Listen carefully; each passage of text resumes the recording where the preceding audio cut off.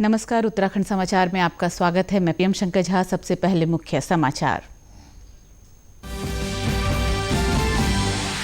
प्रधानमंत्री नरेंद्र मोदी ने अयोध्या में भूमि पूजन के साथ रखी राम मंदिर की आधारशिला।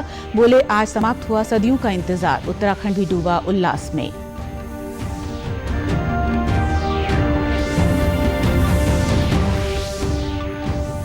गाइडलाइन का पालन करते हुए प्रदेश में खुले जिम और योग सेंटर। बाहर से आने वालों की दैनिक संख्या भी बढ़ाकर की गई 2000। देहरादून नगर निगम में भी पहुंचा कोरोना।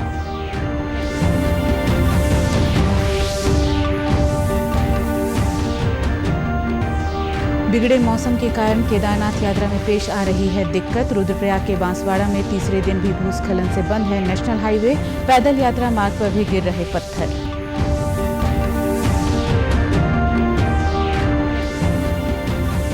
और हरिद्वार में 52 शक्तिपीठों के प्रतीक के रूप में बनेगा भव्य मंदिर समूह। 13 डिस्ट्रिक्ट 13 डेस्टिनेशन के तहत चिन्हित की गई 10 हेक्टेयर भूमि।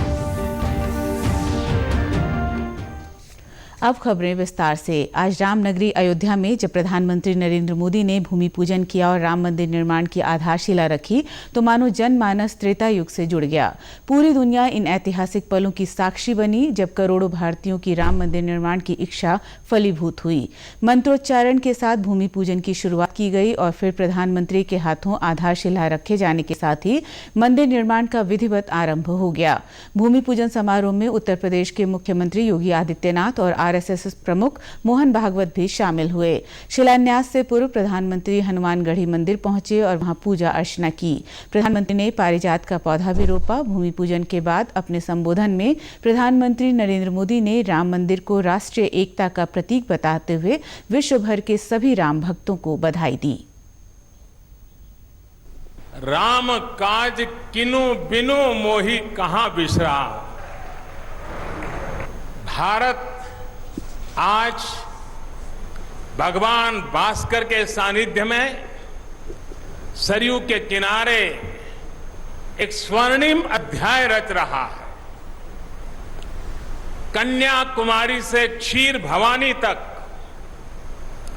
कोटेश्वर से कामाख्या तक, जगन्नाथ से केदारनाथ तक, सोमनाथ से काशी विश्वनाथ तक, समेत शिखर से श्रवण बेलगोला तक, बोध गया से सारनाथ तक, अमृतसर साहब से पटना साहिब तक, अंडमान से अजमेर तक, लक्षद्वीप से लेह तक, आज पूरा भारत राममय है।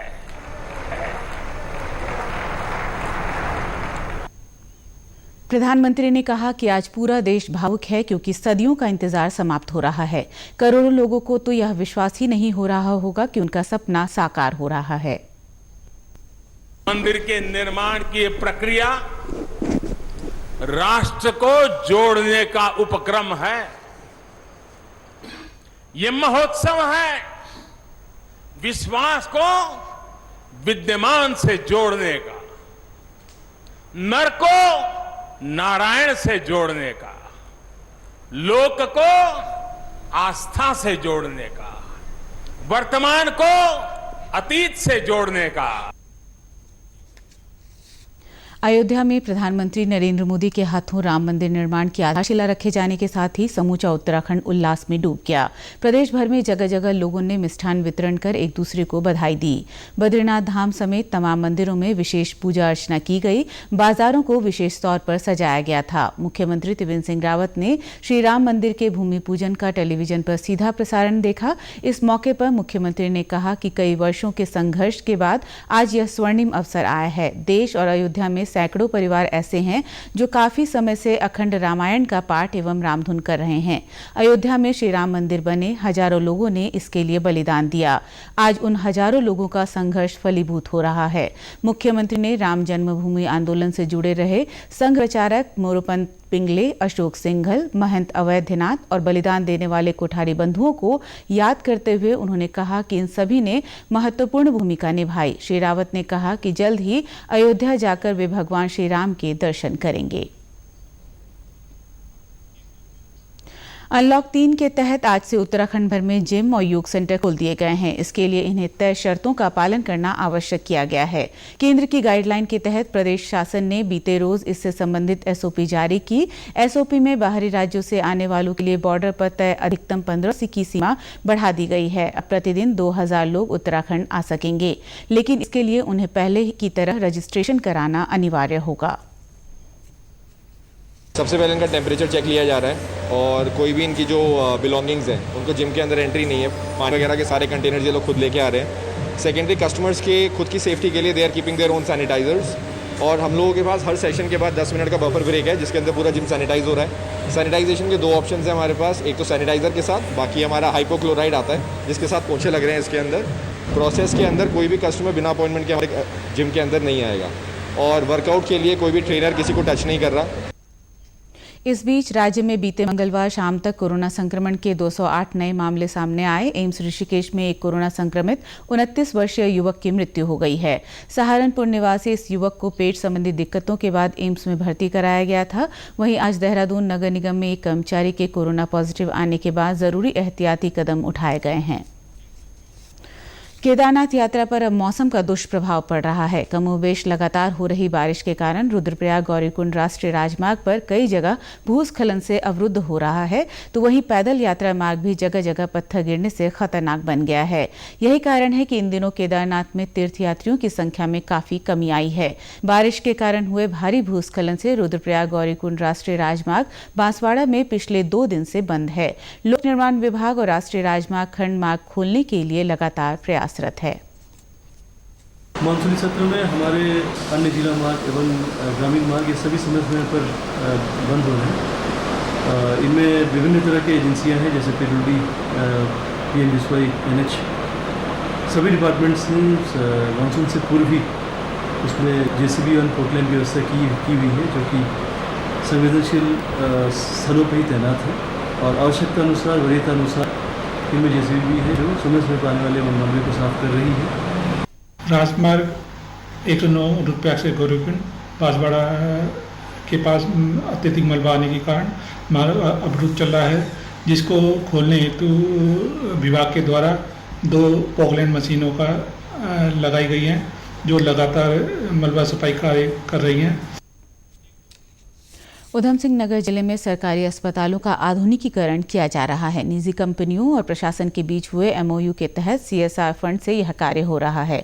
इसका मुख्य उद्देश्य जिले में मरीजों को वह सारी सुविधाएं उपलब्ध कराना है जो निजी अस्पतालों में मिलती हैं। जिले भर में 9 करोड़ 45 लाख रुपए निजी कंपनियां आगामी दिनों में अस्पतालों के लिए आधुनिकीकरण के लिए खर्च करेंगी। काशीपुर सरकारी हॉस्पिटल में एक पेपर मिल के सहयोग से सुविधाएं उपलब्ध कराई जा रही हैं। इससे मरीज और उनके तीमारदार भी काफी खुश हैं। स्टाफ के अंदर बहुत अच्छा व्यवहार और सरकारी अस्पताल के अंदर जो मैंने फैसिलिटी यहाँ देखी इससे पहले मुझे कभी देखने के लिए नहीं मिली। ऐसे लगा जैसे कि प्राइवेट अस्पताल में हम अपना इलाज करा रहे हैं। बहुत अच्छा लगा। बेड बिल्कुल प्राइवेट अस्पताल की तरह हैं। वहीं मिल के मैनेजिंग डायरेक्टर पवन अग्रवाल ने बताया कि 5 साल के लिए काशीपुर सरकारी अस्पताल को गोद लिया गया है। ग्रुप ने अपनी कॉरपोरेट सोशल रेस्पॉन्सिबिलिटी के तहत काशीपुर के सरकारी अस्पताल को अडॉप्ट किया है और हमने एक प्लान बनाया है जिसके तहत हम अगले 5 वर्षों में इस सरकारी अस्पताल के उच्चीकरण के लिए, मॉडर्नाइजेशन के लिए लगभग 2 करोड़ रुपए हम खर्च करेंगे। इसमें हम जितने भी सुविधाएं एक आजकल एक मॉडर्न हॉस्पिटल को चाहिए होती हैं वो सुविधाएं वहां पर क्रिएट कर रहे हैं। तो हमारा उद्देश्य है कि काशीपुर और आसपास के क्षेत्र की जनता को एक अच्छे स्तर की चिकित्सा सुविधा मुहैया कराई जा सके। उधम सिंह नगर के अपर जिलाधिकारी नजूल जगदीश चंद्र कांडपाल ने बताया कि जिले के 8 सामुदायिक स्वास्थ्य केंद्र को योजना में शामिल किया गया है। उन्होंने बताया कि अगर और रकम जरूरत हुई तो उसके लिए भी निजी कंपनियां तैयार हैं।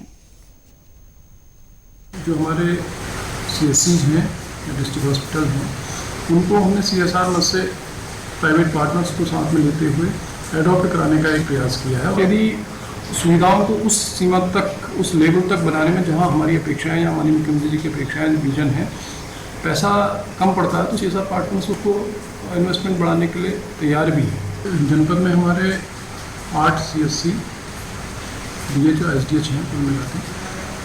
जैसा कि हमारी राज्य सरकार की प्राथमिकता है कि शिक्षा और स्वास्थ्य को बेहतरतम। राष्ट्रीय शिक्षा नीति में स्थानीय भाषाओं को महत्व दिए जाने के निर्णय को स्थानीय बोली भाषाओं के संरक्षण की दिशा में महत्वपूर्ण माना जा रहा है। स्थानीय भाषाओं में पठन पाठन से रोजगार के अवसर भी बढ़ेंगे। इसे देखते हुए टिहरी के जिलाधिकारी मंगेश घिल्डियाल जल्द ही जिले के प्राथमिक विद्यालयों में गढ़वाली पाठ्यक्रम शुरू कराने जा रहे हैं। जिलाधिकारी ने बताया कि कक्षा 1 से कक्षा 5 तक गढ़वाली पाठ्यक्रम शुरू करने पर गंभीरता से विचार किया जा रहा है। कोरोना के चलते स्कूल बंद हैं, इसलिए फिलहाल यह कोशिश है कि गढ़वाली भाषा की ऑनलाइन पढ़ाई शुरू कराई जाए। जो हमारा कक्षा 1 बटे कक्षा 5 का बच्चा छे न वो बच्चों को हम गढ़वाली भाषा का किताब शुरू कर सकन। इवन आजकल भी जो कोरोना की वजह से आजकल जो लॉकडाउन की वजह से स्कूल नहीं चला, अभी भी स्कूल खोलने की संभावना फिलहाल नहीं है, तो ये टाइम पर भी हम बच्चों खड़ी गढ़वाली भाषा में भी ऑनलाइन माध्यम से कि अध्यापकों के माध्यम से भी हम एक कुछ प्रचार प्रसार करना कुछ मटेरियल जो बच्चों तक दे सकते हो। तो हम भी इन कोशिश करा कि गढ़वाली भाषा को प्रचार प्रसार करना जो भी कोशिश हो सकली निश्चित रूप से अपने बच्चों के माध्यम से ही करना। उत्तराखंड का संस्कृत निदेशालय संस्कृत सप्ताह मना रहा है। इसके तहत विभिन्न कार्यक्रम ऑनलाइन आयोजित किए जा रहे हैं। पौड़ी में आयोजित कार्यक्रम में शामिल होने आए संस्कृत शिक्षा निदेशक SP खाली ने कहा कि संस्कृत शिक्षा के प्रचार प्रसार के लिए विभिन्न कार्यक्रम संचालित किए जा रहे हैं। संस्कृत के विद्वान वाचस्पति गैरोला के गांव फलसवाड़ी को संस्कृत ग्राम घोषित किया गया है। यह प्रदेश का तीसरा संस्कृत ग्राम है। अब इस गाँव के लोगों को भी संस्कृत की शिक्षा से जोड़ा जाएगा ताकि वे बोलचाल में संस्कृत का प्रयोग करें। गांव फलसवाड़ी को संस्कृत ग्राम के रूप में चयनित कर दिया गया है। वाचस्पति जी गरला साहब के नेतृत्व को देख करके इस फलसवाड़ी गांव को संस्कृत ग्राम घोषित कर दिया गया है।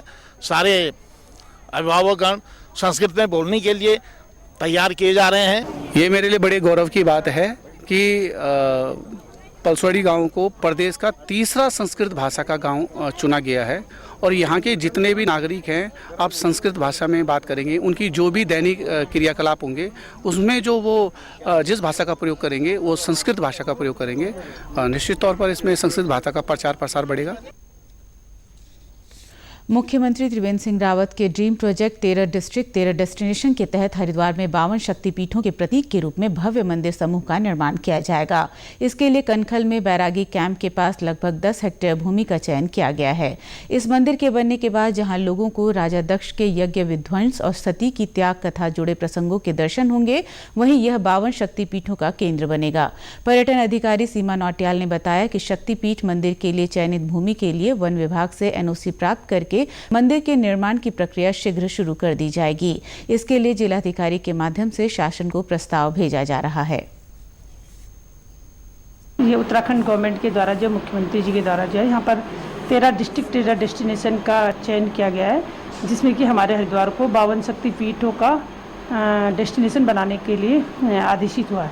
उसी क्रम में जो है अभी इस पे जो है ये हमारा जो है कनखल में नक्षत्र वाटिका जो कि फॉरेस्ट की ज़मीन है उसमें 10.012 हेक्टेयर भूमि का चयन कर लिया गया है और जो कि जिसका कि अभी लैंड ट्रांसफ़र, क्योंकि वो वन विभाग की भूमि है उसके लैंड ट्रांसफ़र होना है, उसका प्रपोजल तैयार किया जा रहा है।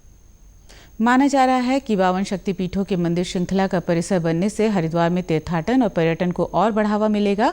हरिद्वार स्थित माया देवी मंदिर के मुख्य पुजारी महादेवानंद गिरी ने बताया कि प्रस्तावित मंदिर में शिव पुराण की पूरी कथा और 52 पीठों के इतिहास के बारे में श्रद्धालु जान पाएंगे। एक साथ 52 पीठों के शायद दर्शन भी बड़े दुर्लभ हो, उसे बड़ी यात्रा करनी पड़ेगी, ना जाने कितनी यात्राएं, वीजा और कई पैसे वैसे खर्च करने वाले।